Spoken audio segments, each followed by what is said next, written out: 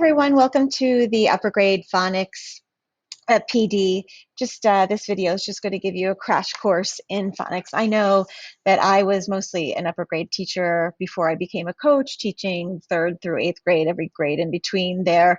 And for me, one of the first things I had to do as a coach is really to inform myself about, foundational reading, and phonics is phonics principles are part of that. And so I wanted to make sure that we as upper grade teachers at least know a little bit about phonics principles, and the progression of phonics principles that we should be moving in, before even thinking about showing you how you might go about supporting your students with that. So the very first thing that I want to say is that phonemic awareness and phonics, there are two different things, and always, always, always phonemic awareness comes first. Now you'll notice this is a phonics progression, so it doesn't mention phonemic awareness, but I want to say to you that the definition of phonemic awareness, it has nothing to do with letters. It has to do with sounds. And can the students isolate the sounds in a word? So if the word was pen, can the student hear all 3 sounds? P, n, pen, n.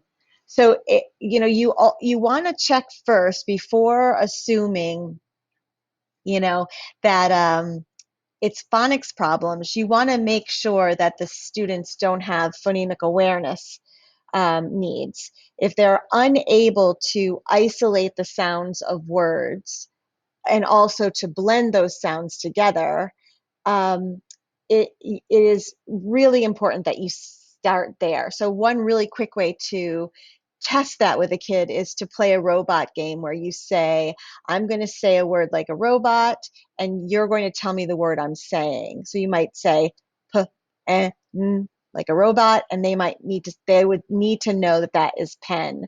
And then you could also then flip it and say, I'm now going to say a 1-syllable word, and I want you to try to break it down into the robot talk. So the word is sun.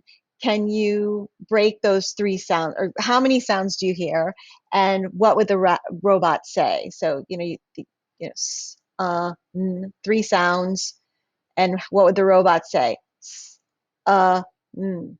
Okay, so you need to make sure that students can hear all the sounds in a word, phonemic awareness, before moving into phonics progression. And if you want more information on phonemic awareness, reach out, let me know, and I can help you. So once you're satisfied that kids have a phonemic awareness, that they can isolate sounds so that they can hear each sound in the word, then we start with phonics. And there are 8 principles that go along a progression, and you would assess, which is another video, to find out, like, where are my kids when it comes to phonics principles? What do they know well? What do I still need to work on with them? And so the phonics principles that you see along this progression are letter sounds. Really quickly, that is exactly what it says. What are the letters and what are the sounds that they typically make, both long and short and schwa sounds and things like that? So though part of your assessing kids might be to find out, like, are they still unsure of the sounds that letters make? Are they unsure of the letters that make the sounds? So that's that principle. The next one down here is short vowels and CVC words. We always, this is something that they would do in kindergarten in our phonics program.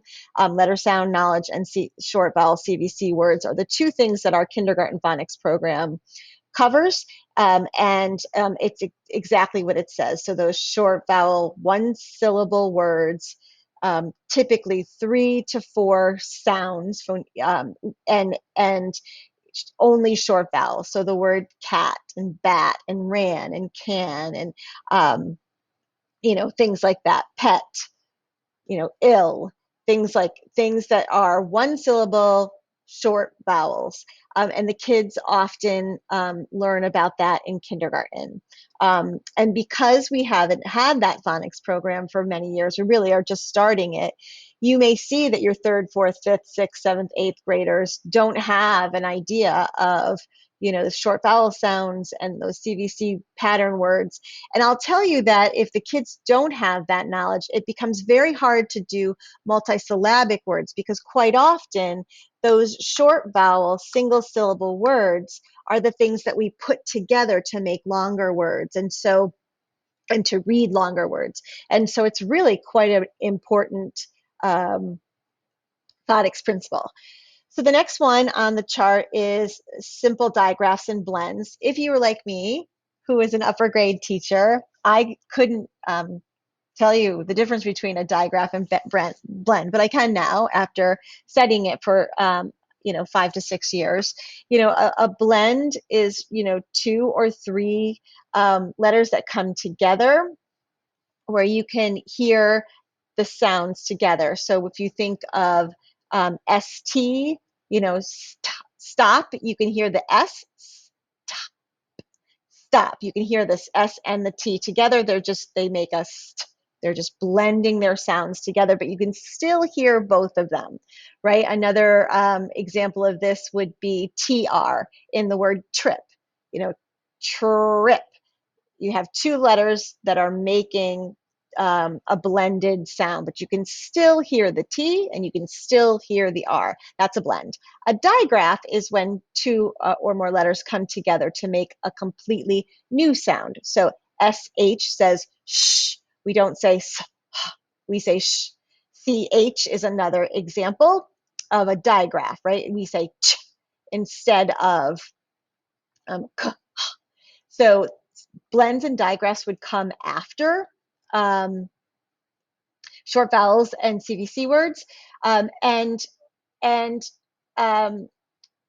we can, for our upper grade kids, it's not even just the 2-letter digraphs, you know what I mean, and the 2-letter blends. It can also be that they're stuck on the 3-letter blends, like the word straw, right? It has a 3-letter blend, STR, straw.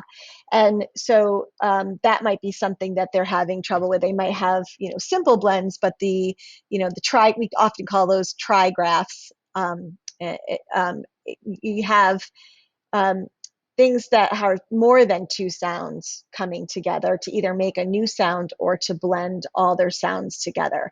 So that is the next phonics principle. So what am I meaning about that?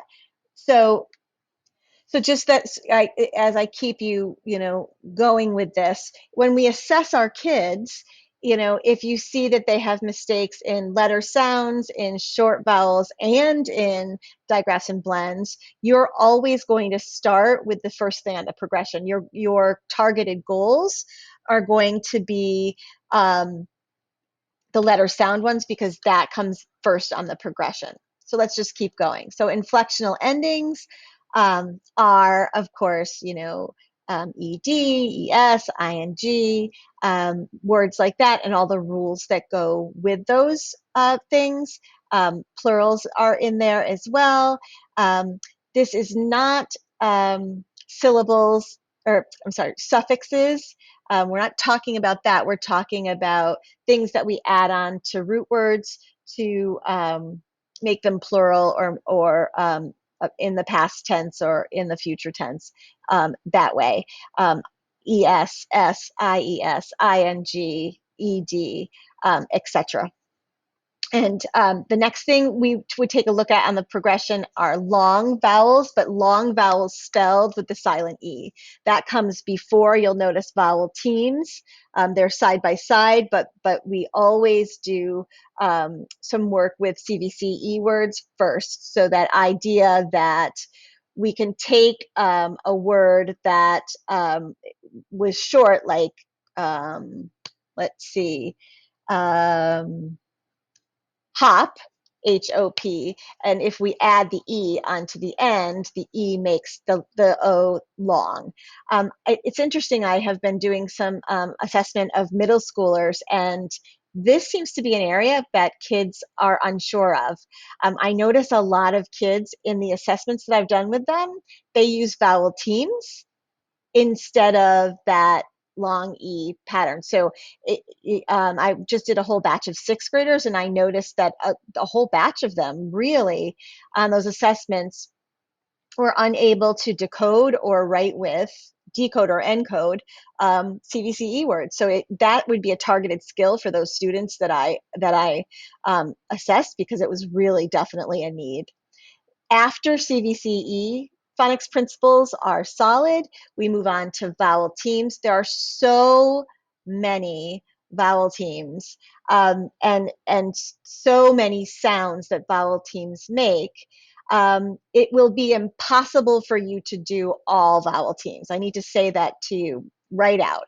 So you really want to think to yourself, and we'll talk about this when we get to vowel teams in this PD, but you really want to think to yourself, like, what vowel teams can I teach that will give me the biggest bang for their buck? And I have a chart to show you, like, vowel teams and how many different words are made with those vowel teams, so that you know, okay, if I choose these vowel teams, I know that I'm going to get a lot out of it. I'm going to be able to get a lot of results with those.